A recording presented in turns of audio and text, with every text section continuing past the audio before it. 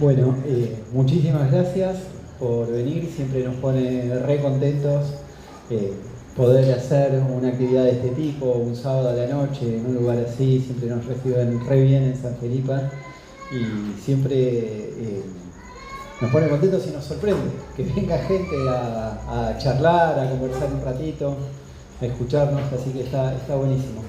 Le quiero agradecer a la gente de San Felipe, a Dami, que siempre nos hace también el aguante con el sonido, él y Emma, y a Mauro, que se prendió, Mauro García, el licenciado Mauro García, que se prendió a estar con nosotros en la actividad de hoy.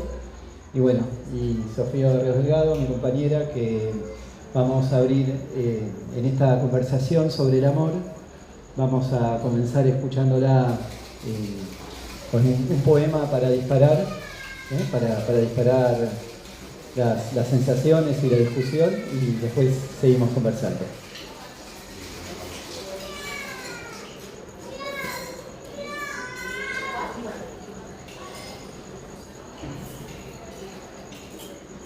Hola. Bueno, voy a leer un poema de una poeta que admiro mucho. Se llama Carla Saulo. Se llama Cebras. Cebras que pastan. El amor tiene formas así. Penachos. Cuando logra que el minuto se complete, devore la hora preñada de días, tal vez de años, tal vez fila de estrellas, y mueva la cola al compás de las moscas, y las moscas se retiren a su muerte por un rato. Anoche me encontré con una. No pastaba, bebía con paciencia de cebra de unos ojos. Me hizo pensar que quizás el amor podría haber cambiado de elemento, porque esa cosa también va por el aire. Se han visto nubes con forma de caballo, naranjas, duraznos perfectos. Se pudo ver el cielo entero alguna vez. ¡Qué tiempos! Pero el aire ahora no quiere darnos nada, y no hay un minuto vacío, vivo, abarrotada de conciencia, en el congreso de usureros, en la fábrica de anteojos. Podría morir de asfixia o vidrios rotos. Podría morir de tantas cosas, invadida por la fe descerebrada, mordida por la artrosis, la gangrena, o por besar una pantalla y recibir la patada eléctrica de todos los toros. ¿O no? Mirá la vida, ese trueno que ahora escucho, ese rayo por las nubes, no es la cebra desbocada que regresa. Bueno, muchas gracias, Sofi. Y lo escuchamos al licenciado Mauro García, que nos va a hablar de las neurosis del amor. Bueno, muchas gracias por estar, por escuchar. Primero me voy a permitir agradecerle a Gustavo y a Sofi por la invitación al espacio, del cual también estoy muy contento de poder compartir y encontrar este espacio, a San Felipe, por alojarnos, por invitarnos. Mi nombre es Mauro, soy psicólogo, soy psicoanalista, y bueno, Gustavo me planteó que venga a hablar del amor, y es algo de lo cual los analistas, aunque quizás pasa desapercibido, trabajamos de forma cotidiana. Diría que es una de nuestras tareas principales en el consultorio, y hoy quería hablar de las neurosis del amor, que tiene que ver con que podamos pensar si es que amamos como queremos o amamos como podemos, ¿no? Y hasta dónde es que nuestra neurosis nos permite amar. ¿Y qué nos pasa? ¿Qué nos pasa en nuestra psiqui cuando nos encontramos con eso del orden de lo amoroso? Porque En principio, nuestra neurosis tiene que ver con una serie de mecanismos defensivos que tenemos, con los cuales inconscientemente vamos respondiendo ante la relación con el otro. Y pensaba, bueno, ¿desde dónde conversar sobre esto? Y me parecía que la forma más clara y la que solemos utilizar los analistas es traer alguna viñeta clínica. Y bueno, pensando en lo amoroso, me vino una paciente con la que trabajé esta semana, Alejandra, una paciente que viene en análisis hace un tiempo ya. Es una mujer cercana a los 40 años, profesional, reconocida, tiene un desarrollo en el mundo académico, da conferencias, da charlas. Sin embargo, en lo amoroso no hay match, no aparece, ¿no? Y esto es parte de lo que ella en algún punto la trae al consultorio, ¿no? El decir, che, ¿qué pasa acá? Tengo una vida profesional desarrollada, exitosa, sin embargo, a la hora de la relación amorosa hay algo ahí que no se estaba armando. Bueno, eso fue un poco un disparador inicial. Con el tiempo, Alejandra, hace 1 año y pico, logra armar, medio a los ponchazos, una relación. Y finalmente, con más dudas que convicciones, inicia una convivencia, ¿no? Una de estas convivencias modernas que son más como una prueba, piloto, ¿no? Donde va tanteando a ver qué pasa y viendo qué resulta, ¿no? Y bueno, ahí con sus roces y con sus dificultades, llega esta semana a la consulta y me dice, me peleé con Lautaro. Bueno, ¿qué pasó? Me cuenta que el domingo se levantan y Lautaro es de estos que le gusta salir a correr el domingo de la mañana. Y ella se pone a corregir parciales.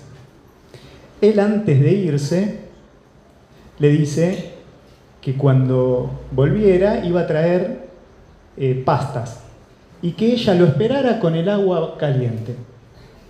Le da esta indicación, bien obsesivo, bien controlador. Él se va, pero le dice qué es lo que tenía que estar haciendo ella. Sí, ella sigue corrigiendo. A mitad de camino, cuando él ya estaba volviendo, le manda un mensajito y le dice, ya estoy en camino, pone el agua. La cosa es que, ¿qué pasó? Llegó Lautaro y Alejandra estaba absorta en el mundo de los parciales, el agua no estaba. Y ahí, bueno, se armó estas batallas amorosas convivenciales que cualquiera que haya estado en esa dimensión puede conocer, ¿no? Porque al final el equilibrio del mundo depende de cada pavada y la falta del agua caliente fue lo que detonó una batalla en donde empezó a salir de todo, ¿no? Él le dice que no le da bola, que por qué no puso el agua. Ella le dice que te metés, por qué no lo haces vos. La cuestión es que Lautaro se va. Se va y Alejandra se queda enojada, más bien, ¿no? Lo manda ahí medio a cagar. Igual no se preocupen porque Lautaro después de un tiempo vuelve. Como buen obsesivo, ¿qué hace? En el amor trata de controlar. Y cuando no puede controlar, se aísla. Se aísla y una vez que se autorregula, vuelve. Bueno, la cosa es que Alejandra en principio estaba enojada. Y más bien estaba en una actitud todavía defensiva en la consulta, ¿no? Y ahí un poco lo que podríamos perdernos en tratar de esclarecer quién tenía razón, si el agua sí, si el agua no, pero ¿qué escucha el analista ahí? ¿Sí? ¿Vos querías poner el agua caliente? Sí. ¿Y qué pasó? Me olvidé. Un olvido, ¿no? El olvido, bueno, es una de las manifestaciones de lo inconsciente, decimos. ¿Qué pasó con eso? ¿Qué pasó con ese olvido que también tuvo este lapsus de no mirar el celular, de estar tan metida con los parciales, ¿no? Y ella ahí se pregunta sobre eso. Dice, no sé qué pasó. Pero cuando tiene que dar cuenta, dice, a mí el trabajo me absorbe. ¿Sí? Y esto es una de las características que ella tiene. Es, en lo profesional hay mucho desarrollo, tanto que por momentos ha sido algo de lo que después, en algún momento, la dejó preguntándose por qué pasaba más allá de su vida profesional. Ella dice, le digo, bueno, a ver, ¿vos qué crees que obtenés del trabajo? ¿Qué crees que se produce en tu trabajo? Y ella ahí dice, yo en el trabajo me siento reconocida y valorada, porque es una profesional de prestigio, ¿sí? Y ahí yo saco un poquito como el bisturí, ¿no? Y digo, ¿será que en lo amoroso no te sentís reconocida y valorada? Y ahí Alejandra quiebra en llanto, ¿no? Y ahí es cuando uno dice, ok, acá arranca la sesión, ¿no? Nos acomodamos porque, bueno, listo, ahora sí, ¿no? Ahora tenemos algo sobre lo que trabajar. Y ella dice, bueno, ahí aparece una producción de otro orden, dice, yo nunca me sentí reconocida por mi mamá. Ok, bueno, a ver, ¿de qué se trata esto? Y trae de que ella tenía una hermana, ¿sí? Y que la madre, ella sentía, siempre le prestaba más atención y dedicación a su hermana. No le daba bola a ella. No se sentía reconocida por su mamá. ¿Sí? Y hasta ahí uno diría, bueno, que una percepción de Alejandra. Pero ¿cómo respondía ella frente a esta percepción de rechazo? ¿Qué hacía? Se iba a lo de una vecina que la recibía en la casa y mientras corregía parciales, porque era profesora, ella la ayudaba. Y entonces ella encuentra un lugar de resguardo en esta otra posición. Ahora, hasta ahí ya íbamos bien. Pero, ¿qué es lo que termina develándose? Una capita más. Que esta hermana, ella se entera de grande que en realidad era su media hermana. Es decir, era hermana por parte de madre, pero no compartían padre. Y esto no estaba enunciado en la novela familiar. ¿Por qué? Porque el padre de Alejandra conoce a su mamá cuando ella transitaba los primeros meses de un embarazo. Y entre ellos acuerdan que él se iba a hacer cargo de ese bebé. Pero esto no lo nombran ante nadie. No lo nombran en la familia, ni siquiera con esta hermana. Entonces, lo que Alejandra percibía como el rechazo de su madre era en realidad el sentimiento de culpa que la madre tenía para con su hermana, a la cual compensaba. Porque la compensaba porque no le daba un reconocimiento. La que no era reconocida era la hermana. Pero Alejandra, sin saber nada de todo esto, creía que el rechazo era sobre ella. ¿Y qué hacía? Lo compensaba. Bueno, ahí ella logra empezar a construir esta identidad a través de esta vecina con la cual desarrolla este vínculo de reconocimiento que no encontraba en su madre, forja una identidad que la protege. Estos son los cimientos de lo que ella va a ir armando luego como esta posición profesional. ¿Sí? Entonces, lo que podemos ir viendo es cómo en lo amoroso van a estar en juego nuestras marcas constitutivas en la relación con el otro primario. ¿Qué quiere decir esto? Sería en la fantasmática, inconsciente, tempranísima, de la relación con su madre había un rechazo no nombrado. Es decir, ella ve a la madre mirando a su hermana y ella siendo alojada por el trabajo de una vecina. Es ahí donde ella se reconoce y donde encuentra un modo de protegerse de eso que la lastima, de eso que le duele. Cuando Lautaro, esta pareja incipiente con la que viene tratando, le pide que ponga el agua caliente, que le ponga el agua para los fideos, no le estaba pidiendo solamente que ponga el agua de los fideos. Le estaba diciendo si ella estaba dispuesta a dejar de lado esa posición defensiva en la que se erguía como una mujer que se autorreconoce y que prescinde del otro.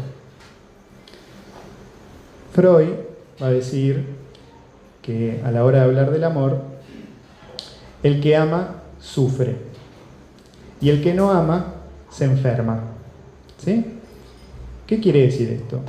Bueno, que el amor incomoda, que el amor es algo que nos raspa, que nos coloca en un lugar de vulnerabilidad. ¿Qué sería la vulnerabilidad para Alejandra? Bueno, en este caso, poder ofrecer su falta. Ella como profesional, mujer exitosa, académica, es completa, es plena, se autopercibe en algo autoerótico, donde corregir parciales es algo que prescinde de que el otro vuelva o no vuelva. Ella se levanta el domingo y su pareja se va, y ella, sin darse cuenta, al percibir un rechazo, se autocompensa yendo a su lugar común, a ese refugio defensivo donde sabe cómo protegerse. Se protege con este baño de profesionalidad. Así se empieza a constituir un poco el yo. El yo tiene sus cimientos en el narcisismo, ¿no? Cuando hablamos de avanzar en lo amoroso, estamos hablando de perder narcisismo.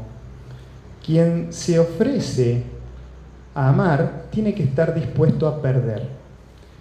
Por eso, quizás, es que Alejandra durante tanto tiempo evitó, sin darse cuenta, el campo de lo amoroso, porque para ella era un lugar de peligro.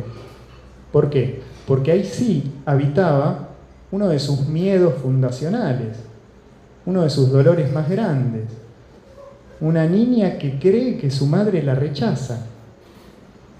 En análisis logra dar cuenta que quizás eso no era un rechazo, que quizás era el no poder de la madre, del cual ella misma no podía hacerse cargo.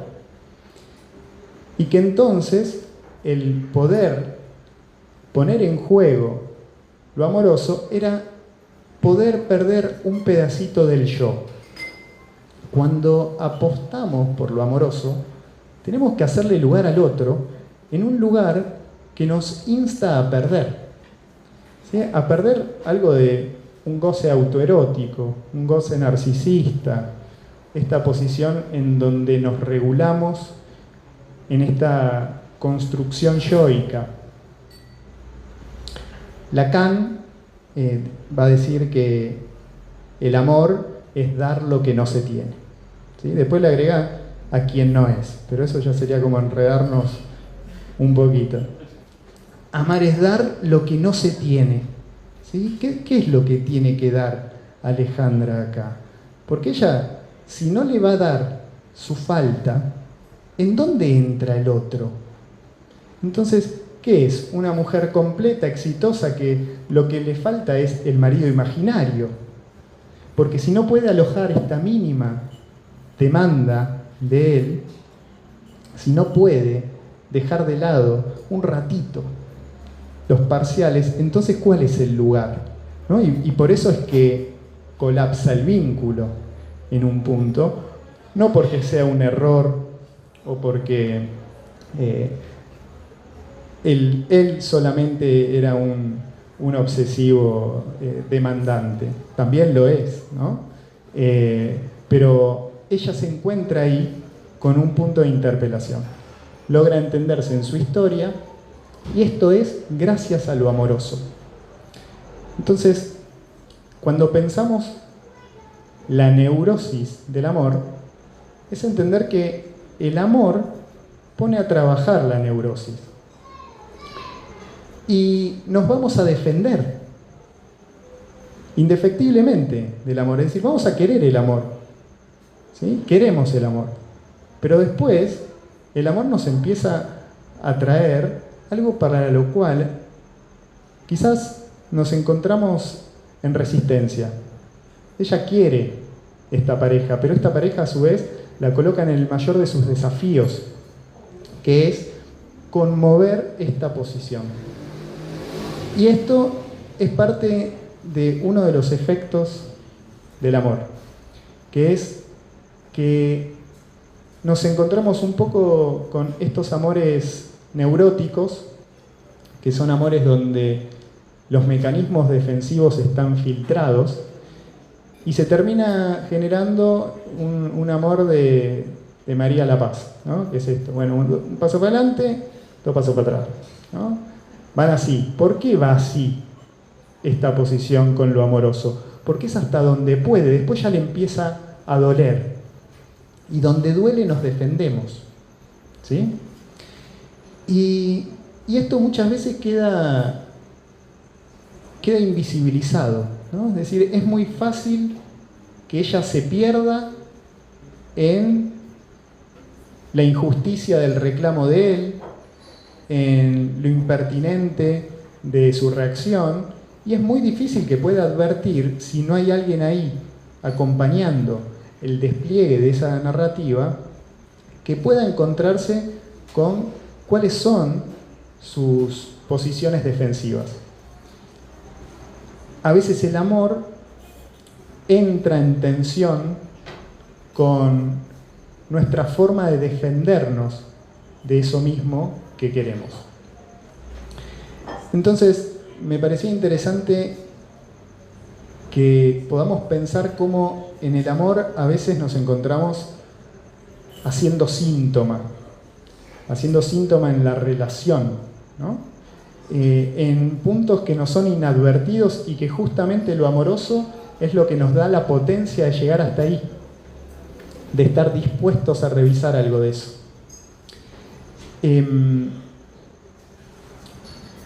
Quería, en ese sentido, vieron que tendemos a conocer un montón de aspectos nuestros. Lo más probable es que si acá abrimos micrófono para que cada uno me diga de qué signo es, qué ascendente tiene y cuál es la cuadratura del cielo esta semana, estoy seguro que la mayoría alguna data maneja.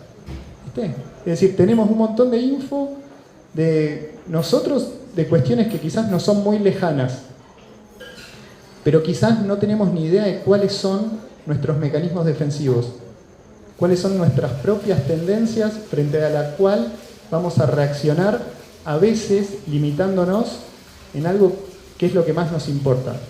Yo no sé cuánta incidencia tiene la astrología en el amor, no lo sé. Ni cuánta incidencia pueden tener los algoritmos de las redes en que conozcas o no a alguien, no lo sé. Pero sí sé que los mecanismos defensivos, que tu neurosis va a ser lo que permita e imposibilite el tipo de amor que vas a vivir. Es decir, vamos a vivir el amor que nuestra neurosis nos permita. Y cuando no tenemos trabajada nuestra neurosis, estamos a merced de eventos que ni siquiera podemos reconocer. Ese es un trabajo sobre lo amoroso, que tiene que ver con poder advertir un poco cómo funcionamos. Así que, en esa línea, dicho esto, a través del ejemplo de Alejandra, que un poquito nos permite pensarnos y representarnos cómo puede ser algo tan cotidiano que nos puede suceder a cualquiera de nosotros, les dejo las premisas básicas de cómo se defiende un neurótico frente al amor. Cuando hablamos de neurosis, psicoanálisis basiquísimo, un ABC, dentro de las neurosis vamos a encontrarnos 3 subtipos de neurosis: las obsesiones, las histerias y las fobias, siendo las fobias una de las más olvidadas porque los fóbicos tienden a esconderse incluso hasta de ser reconocidos en su condición. Cada neurosis tiene un mecanismo de defensa que es el modo en el cual respondiste frente a ese evento primario que te golpeó.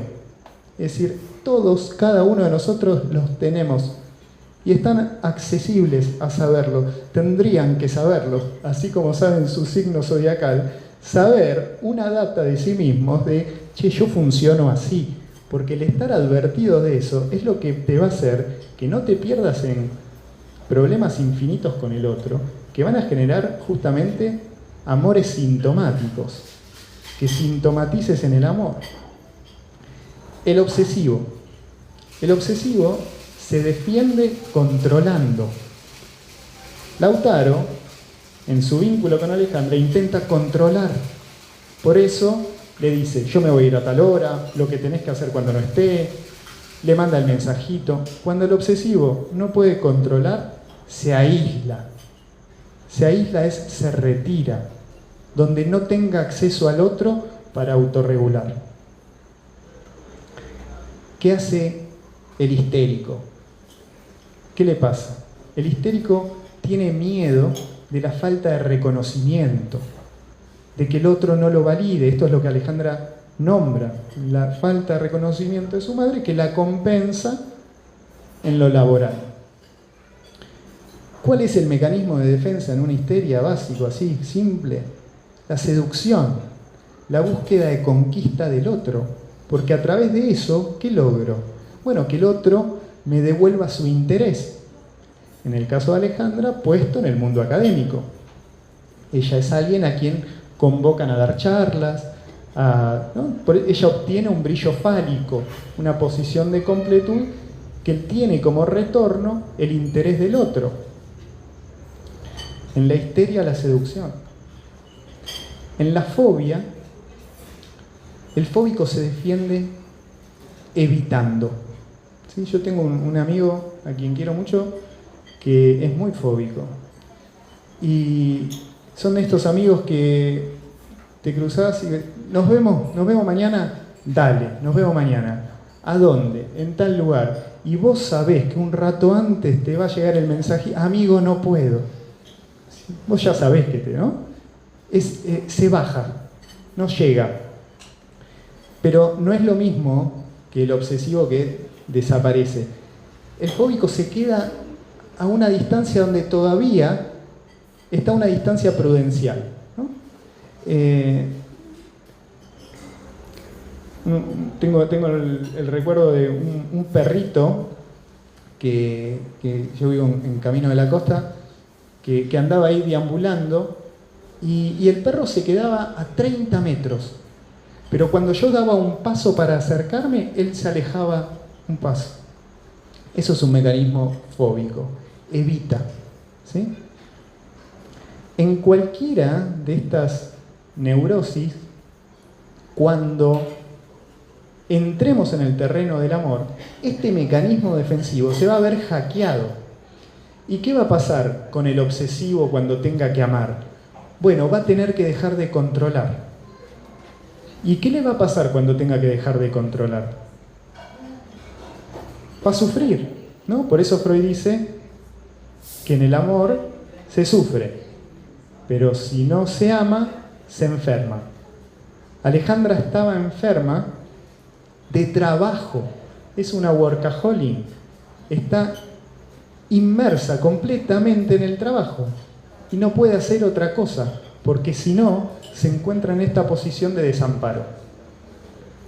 Entonces, el recuperar una dimensión de que amamos a través y por nuestra neurosis es entender que el amor no es un match circunstancial ni algo con lo que nos crucemos y que funciona o no funciona, sino que es un trabajo lo amoroso que nos insta a revisar y a trascender mayormente estos lugares donde nos sentimos vulnerables. El amor se va a tratar entonces de ofrecer nuestra falta. Buscamos en el amor algo que nos complete y la paradoja es que termina lo amoroso instándonos a ofrecer justo eso que no tenemos. Por eso es que el amor guarda esta paradoja compulsiva, ¿no? Donde un poco queremos avanzar y otro poco no. ¿Vieron cuando, no sé si les pasó, pero cuando tenés una lastimadura y te pones una curita y después te tenés que sacar la curita y te arrancaste los primeros 2 pelitos y decís, no, pará, hasta acá, ¿no? Y uno es como que dice, bueno, ¿y cuándo me lo voy a sacar? No sé, pero esperá, ya me dolió suficiente, ¿no? Bueno, con el amor funcionamos un poco así también. A veces vamos avanzando de a poquito, ¿no? Hasta donde podemos. Cuanto más conscientes estamos de estos mecanismos, es que tenemos posibilidad de hacer algo ahí. Y por último, al decir esto de, bueno, estos amores neuróticos, estos amores que pueden sintomatizar y que frente a los cuales tenemos esta posición ambivalente, ¿no? Donde por un lado vamos a querer y por el otro vamos a rechazar. El poder pensar un poco las dimensiones de época. ¿Por qué? Porque el yo, cuanto más constituido el yo, cuando digo el yo es el reservorio de nuestros mecanismos defensivos. El yo es el callo desde el cual respondemos ante la vida. El amor viene a horadar el yo, a buscar hacerlo poroso, a hacer deconsistir esas posiciones defensivas que se pueden volver egosintónicas. Cuanto más se cristaliza una defensa, más se vuelve rasgo de carácter. Y entonces yo soy así, menos chances de lo amoroso. En esta época no es casual que el amor empiece a volverse algo líquido, a languidecer, a tener estas intermitencias y estas posiciones lábiles, como lo que le pasa a Alejandra, que no logra armar una vincularidad amorosa que se sostenga sin convulsionar o desarmarse. Hay una narrativa de época que es solidaria de este síntoma neurótico en lo amoroso, que es este empuje a la hiperindividualidad, a que vos podés solo, a que te arregles porque sos suficiente, como si no nos faltara nada.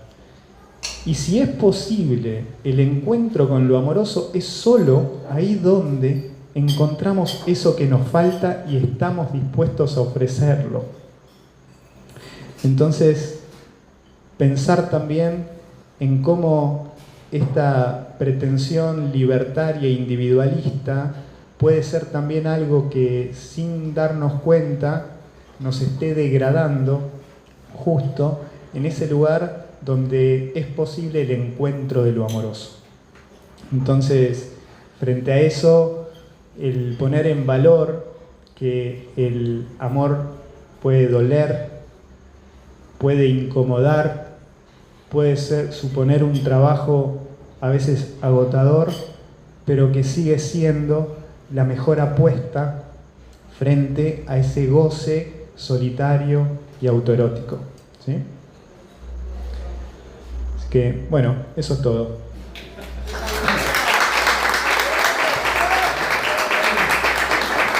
Bueno, muchas gracias, Mauro. Sí, claro, obvio. La escuchamos a Sofi.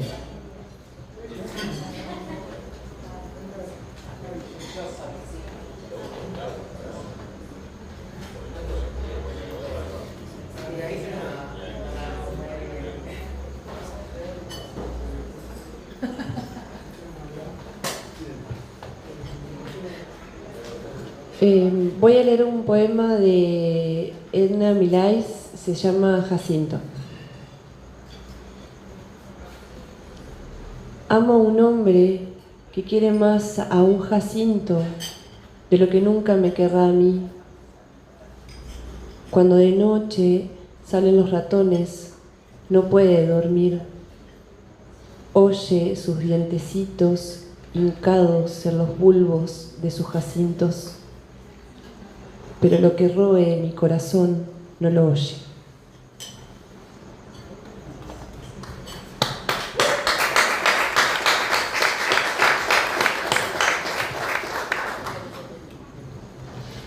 Bueno, gracias Mauro, gracias Sofi. Bueno, vamos a ver cómo sale esto. Quiero empezar contándoles un cuentito después vamos a hablar del amor, pero por ahora escuchen nada más el cuentito, la historia. Había en un reino muy lejano un rey que había tenido 3 hijas. Las 2 mayores eran unas chicas muy bonitas, muy lindas, pero la tercera era de una belleza descomunal. Parecía de otra dimensión, parecía inhumana su belleza. Esto ocurría en la antigüedad, entonces en esa época la gente, sorprendida frente a la belleza de esta señorita, le hacían ofrendas, le rezaban, se inclinaban a su paso, festejaban continuamente esta belleza, venían desde reinos lejanos nada más para contemplarla. A tal punto concurría la gente a contemplar su belleza, que esto llegó hasta los oídos de los dioses del Olimpo. Y en particular, porque vamos a hablar del Olimpo latino, llegó a los oídos de la diosa Venus, ¿no? Venus en el Olimpo latino, o que corresponde a Afrodita en el griego, es decir, una diosa bellísima y una diosa del amor, que se ofendió, se sintió profundamente ultrajada y agredida. ¿Cómo puede ser que la gente ya no me rinde homenaje a mí, mis altares están vacíos, me desprecian, nadie viene a homenajear mi belleza, y en lugar de homenajearme a mí, van a homenajear a esta chica que es una simple humana, una simple mortal? El nombre de esta chica tan hermosa es Psiquis, y sus 2 hermanas mayores, siendo así tan bonitas, hubo reyes de otros reinos que se acercaron a pedirle su mano. Pero esta señorita era tan hermosa que simplemente Psiquis era tan hermosa que simplemente dejaba pasmados a los que la veían. Quedaban perplejos y nadie se animaba ni siquiera a acercarse a ella. A tal punto entonces que Psiquis quedó sola. Ella veía que pasaban los años, seguía siendo virgen, no tenía pretendientes, y llegó a maldecir su belleza porque se daba cuenta que esa belleza la aislaba de las demás personas. Pero recordemos que al mismo tiempo está Venus, que está profundamente envidiosa y celosa de la belleza de Psiquis. Y Venus convoca a su hijo para que la ayude a vengarse contra Psiquis, porque le parece que es una ofensa que debe ser castigada. Y entonces el hijo de Afrodita se llama Cupido, ¿no? Cupido, el famoso dios del amor, el del arco y la flecha, Eros en la mitología griega, Cupido en la romana. Y entonces le dice: asegúrate que Psiquis se enamore del monstruo más horrible que puedas encontrar. Este va a ser el castigo, hacer que ella quede perdidamente enamorada de la criatura más monstruosa que haya sobre la tierra. Mientras tanto, el padre de Psiquis va al oráculo de Delfos, ¿no? Es el oráculo dedicado al dios Apolo, a averiguar qué puede hacer para que Psiquis consiga casarse, para que tenga un pretendiente. Y el oráculo le dice al padre que no hay nada que se pueda hacer y que lo que tienen que hacer es vestirla de luto, porque está todo perdido, vestirla de luto y llevarla a una montaña muy alta, al risco más alto, donde allí será secuestrada por una criatura bestial. Entonces el padre y la madre lloran, pero saben que tienen que cumplir con lo que dice el oráculo, y efectivamente hacen esto, ¿sí? Acompañada de todo el pueblo que la despide, marcha junto con sus padres a la cima de la montaña, y cuando está en la cima de la montaña viene un viento que la arrastra y la deposita en una pradera. Cuando estés en una pradera es un valle hermoso, lleno de flores y de árboles, de un gran castillo de oro y de las maderas más hermosas y más lujosas. Se anima a entrar a ese castillo, en ese castillo empieza a encontrar música, escucha voces como de sirvientes invisibles que le preparan el baño, le preparan un manjar, y luego la llevan a una habitación donde puede descansar. y ella duerme en ese palacio, Psiquis duerme en ese palacio esa noche, y esa noche va a perder la virginidad, porque durante la noche va a aparecer una criatura que la va a poseer. Y Psiquis se acostumbra a vivir en ese castillo, sigue viviendo allí, y por un lado está complacida de los manjares y los lujos y la belleza del lugar, y también está complacida con esta criatura que aparece a las noches y la posee. Pero empieza a extrañar un poco a su familia, al contacto con los otros humanos, y entonces se anima a hablarle a esta criatura que aparece durante las noches. ¿No? Todas las noches hacen el amor y se duermen, y ella se anima a decirle que ella necesita que las hermanas la visiten. Entonces, esta criatura primero se niega y finalmente accede. Las hermanas les hacen llegar el mensaje, suben al mismo risco, un viento las arrastra, las trae hasta el palacio, Psiquis las abraza y las hace pasar a las hermanas, y las hermanas también disfrutan de la comida, de la música, pero cuando se van empiezan a hablar entre ellas, ¿no? ¿Qué pasa con las hermanas?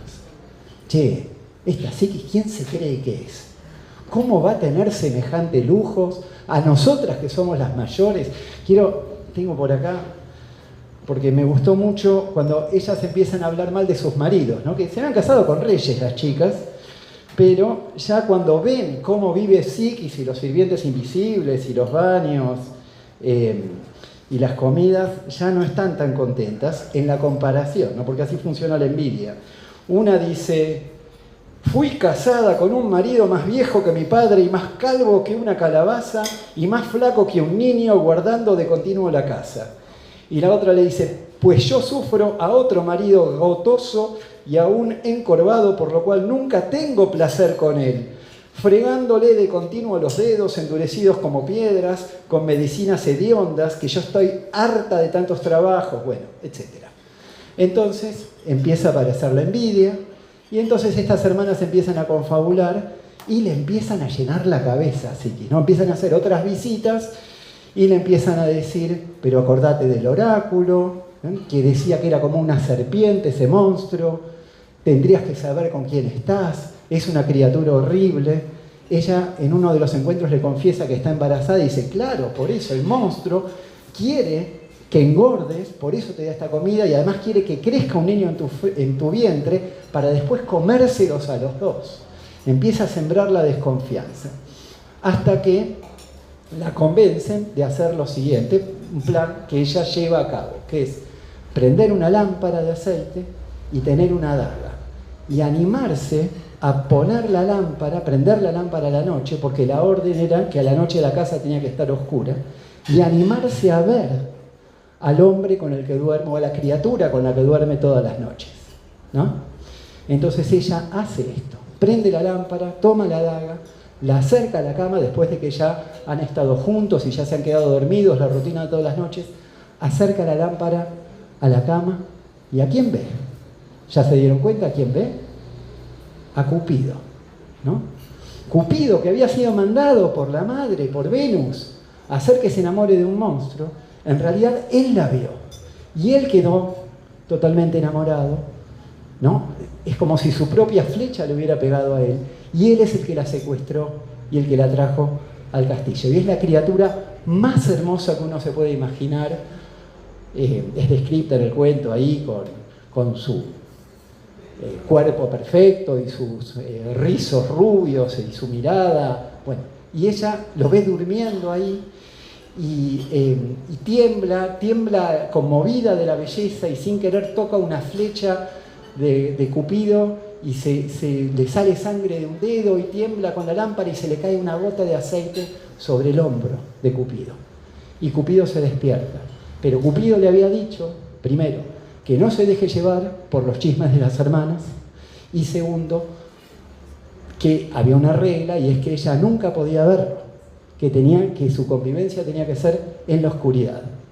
Hecho esto, bueno, Cupido la expulsa a Psiquis del palacio, y ahí empieza una segunda parte de la historia, que es larga, No les quiero dar todos los detalles, porque nos llevaría mucho tiempo, pero la segunda parte de la historia involucra que Cupido queda convaleciente, ¿no? Es un dios, pero por alguna razón, por la gotita de aceite, la herida se le hace una llaga en el hombro y queda convaleciente durante mucho tiempo en la cama. Y mientras tanto, Venus, que descubre que su hijo, en lugar de hacerle caso y castigar a esta chica, se enamoró de ella, le manda una orden, vía Mercurio, una orden a todos los humanos y todos los dioses a que la capturen, la captura y la somete a una serie de pruebas terribles. Luego, en primer lugar, le dan una cantidad de azotes, la castigan, y luego la va sometiendo a una cantidad de pruebas que ella va resolviendo. Finalmente, pasadas estas 4 pruebas, después le digo en un ratito cuáles son, pasa ella las 4 pruebas, desfallece después de la 4ª, y ahí Eros, que se está recuperando, la rescata, y finalmente interceden ante Júpiter, que es el rey de los dioses, el Zeus, ¿no? Que era el Zeus en los griegos, Júpiter en los romanos, y el cuento termina con Psiquis elevada al Olimpo, convertida en una diosa y casada con Cupido. Psiquis termina casándose con Cupido y convertida en diosa. La hacen tomar la ambrosía, ¿no? el néctar de los dioses, y con eso pasa a ser una inmortal, una par, ¿no? Porque era uno de los problemas también, como, ¿no? Lo que decía Venus, cómo mi hijo se va a casar con una simple mortal. Bueno, queda elevada a ese rango de divinidad y termina casándose con Cupido y termina en un final feliz, ¿no? Y teniendo su hija. El nombre de la hija, ahora voy a decir un ratito algo sobre eso, pero el nombre de la hija de Psiquis y Cupido es Placer. Bueno, hace un ratito lo anoté por acá, a ver si puedo leer lo que anoté.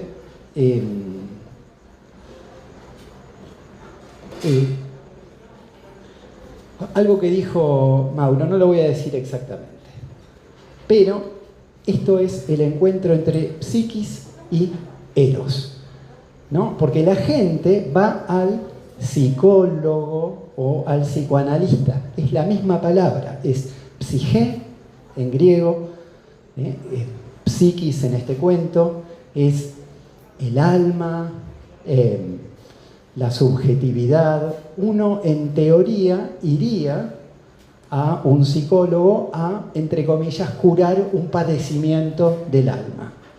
Pero casi siempre lo que pasa es que cuando los consultantes vienen a la primera entrevista, ¿de qué hablan? ¿Hablan de Psiquis? No, hablan de Cupido. No hablan de Psiquis, hablan de Eros. Van al psicólogo, pero en realidad tendrían que estar yendo al cupidólogo, ¿no?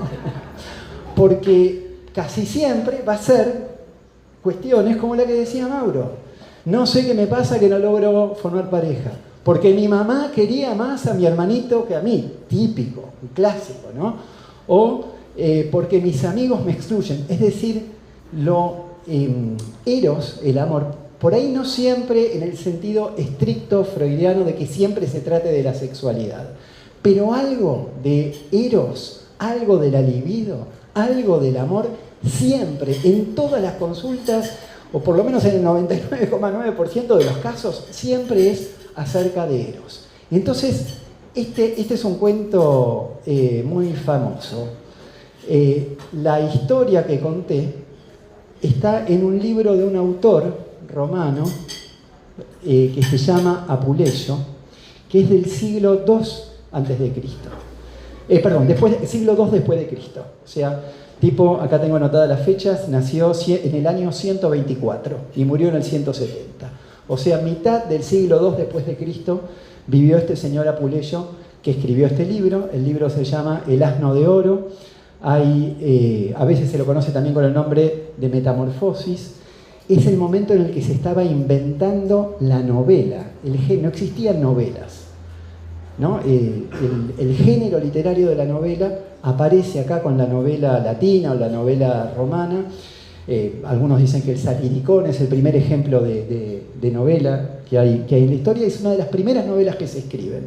Es esta historia del Asno de Oro, esas historias que tienen historias adentro de historias, como Las Mil y una Noches, ¿no? Y una de las historias que se cuenta ahí es la historia de Psiquis y Cupido, ¿no?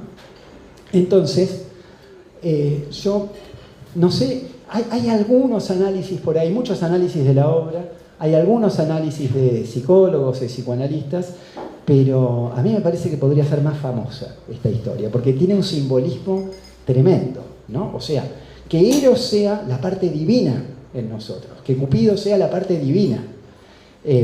Y yo creo que con lo que terminó Mauro, lo que estaba contando recién, habla de que a veces se habla de una cierta neutralidad o de la abstinencia del psicoanalista, y es mentira eso. El psicoanalista está a favor de Eros, ¿sí? O sea, no conozco a nadie de mis colegas que se ponga contento cuando a los pacientes se les repiten las mismas frustraciones, cuando se deprimen, cuando tienen conductas autodestructivas. Ahí nos cuestionan. Tomamos partido a favor de Eros, que es la fuerza que tiene que ver con la pulsión, con la vida, con el deseo y con el placer, ¿no? Entonces me parece muy sugestivo esto, que del lado de la divinidad esté lo erótico, que del lado de la falta, ¿no? de lo que nos limita, de lo parcial, que en la chica que corrige parciales, esté psiquis, ¿no? Esté nuestra subjetividad, y que la resolución de la historia pase por el encuentro de los dos. ¿Y qué hacen posible entre los dos? El placer de vivir, ¿no? Esa es la hija de Eros con Psiquis. Cupido, Eros, es muy variable como aparece en la mitología. Esto a veces pasa un montón, ¿no? Que en la mitología un dios puede ser hijo de uno o hijo de otro. Por ejemplo, hay un autor que es Hesíodo, que escribió una teogonía donde explica qué rol tiene cada uno de los dioses, y Eros es uno de los primeros, es creo que el tercero. Está Gea, Tártaro y Eros, ¿no? Y en cambio acá, en esta, que es otra genealogía también bastante común, no, acá Eros o Cupido aparece como hijo de Venus o Afrodita.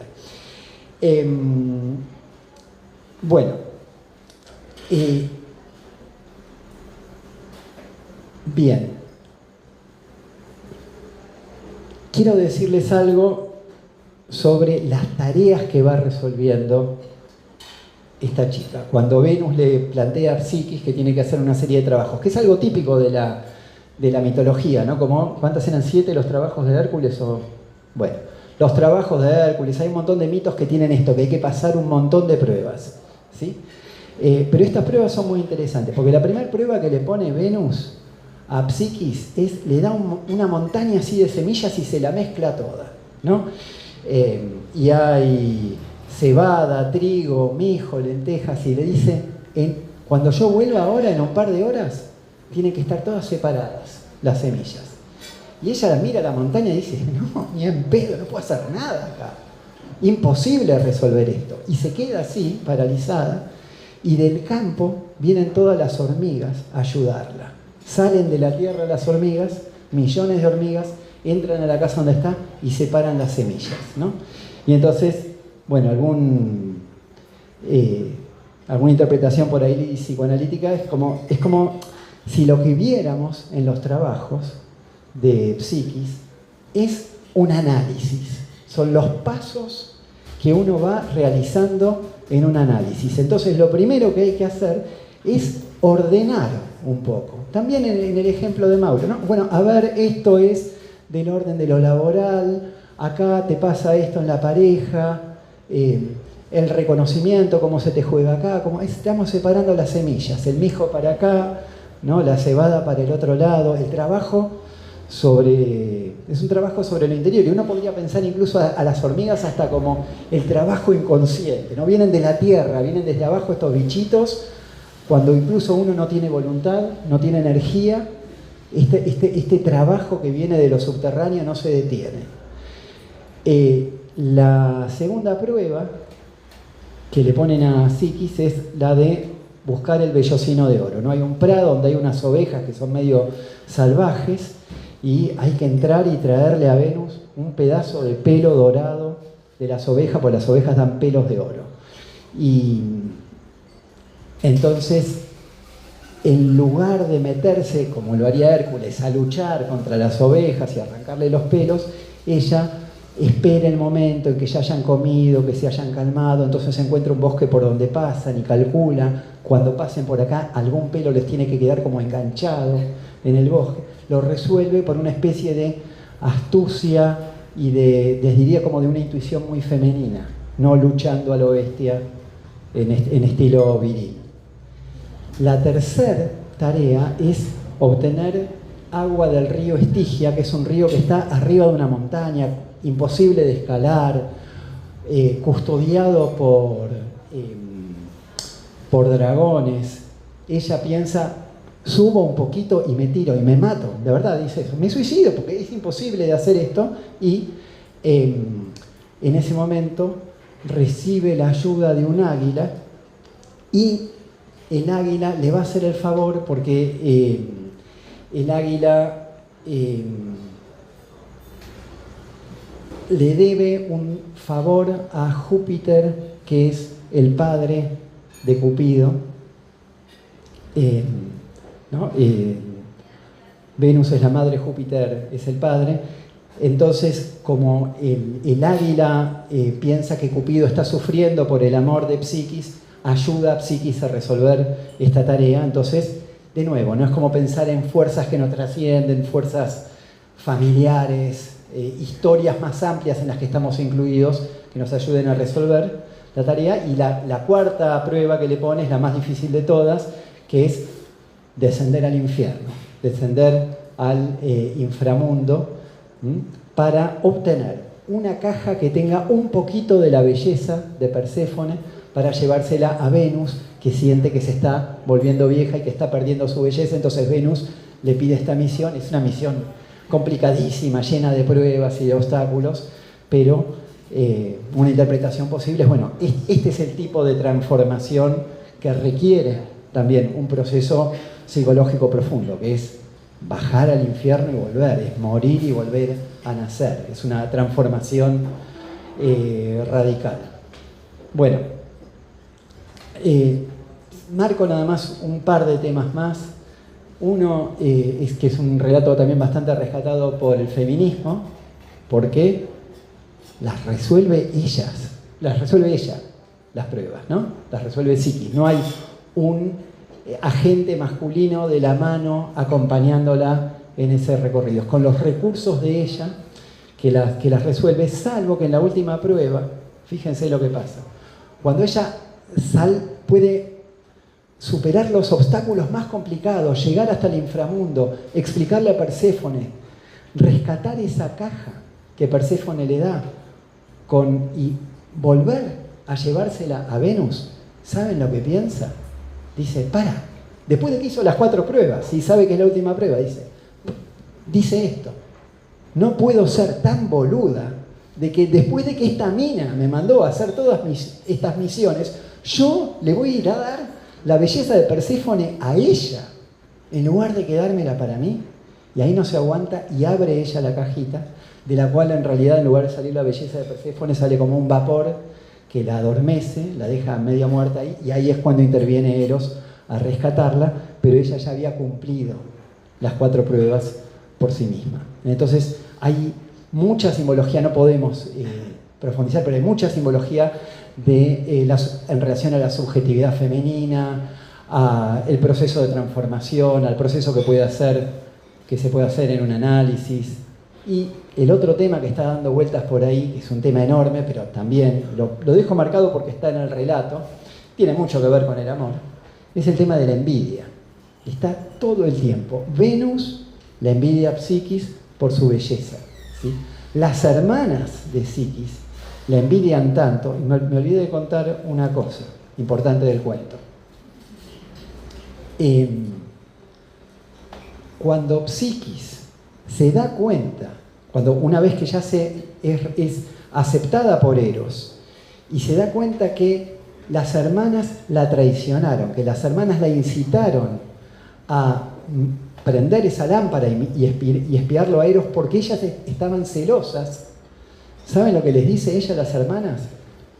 Va con cada una de ellas y les dice, es muy gracioso, le dice a una de las hermanas, che, ¿sabés que Eros me rechazó porque yo prendí la lámpara? Y dice que ahora no me quiere y que quiere casarse con una de mis hermanas. Entonces va una de las hermanas y se sube al mismo risco, a la misma montaña, donde a ella le había llevado un viento, y dice, Eros, tómame a mí, y salta, pero no la rescata ningún viento, y se hace torta contra el piso, y hace exactamente lo mismo con la segunda. Es decir, mata, ¿no?, a las hermanas, básicamente. Ahí hay algo también, ¿no? Está en juego la envidia entre las mujeres. Primero es como una envidia generacional entre Venus como figura mayor y esta figura menor de Psiquis. A mí me hacía acordar como a los cuentos infantiles, a Blancanieves con la madrastra, etc. Y después la envidia con las hermanas, que ahí habría como un contraste con Barba Azul, porque acá las hermanas, ¿no?, en Barba Azul las hermanas con su curiosidad ayudan a desafiar el poder masculino. Acá no, acá las hermanas están como esta fuerza que va contra de este impulso amoroso exogámico de Psiquis hacia Eros, y entonces están más subvirtiendo ese proceso. Bueno, tiro esto nada más como posibles, digamos, para marcar que el relato tiene muchas posibles derivaciones y muchas interpretaciones simbólicas, pero a mí la que más me gustaba es con la que empecé, ¿sí? Esto de que sea un matrimonio entre esta fuerza inmortal por la que los psicoanalistas tomamos partido, que es Eros, y este lado que tiene más que ver con la falta, con la finitud, con la falla, que es nuestra subjetividad, nuestra psiquis, y el proceso de crecimiento, porque obviamente psiquis no es la misma de esa chica ingenua del comienzo del relato a esta pérdida de la ingenuidad en relación a las hermanas, en relación a Venus, a medida que va superando todas las pruebas y que le permite formar una pareja con Eros desde otro lugar, no ya desde el lugar de la sumisión como al principio de me dijo que no lo mire a la noche. Necesita transgredir, ser rechazada, pasar todas las pruebas y a partir de ahí, de esta elaboración de su falta, reencontrarse con Eros desde otro lugar. Así que esa era la parte que más me interesaba, independientemente de que también tiene todas estas posibles interpretaciones, estos modos de entrarle al relato, que son también muy interesantes. Así que, bueno, vamos a escuchar un poema más de Sofi y después abrimos a comentarios y preguntas.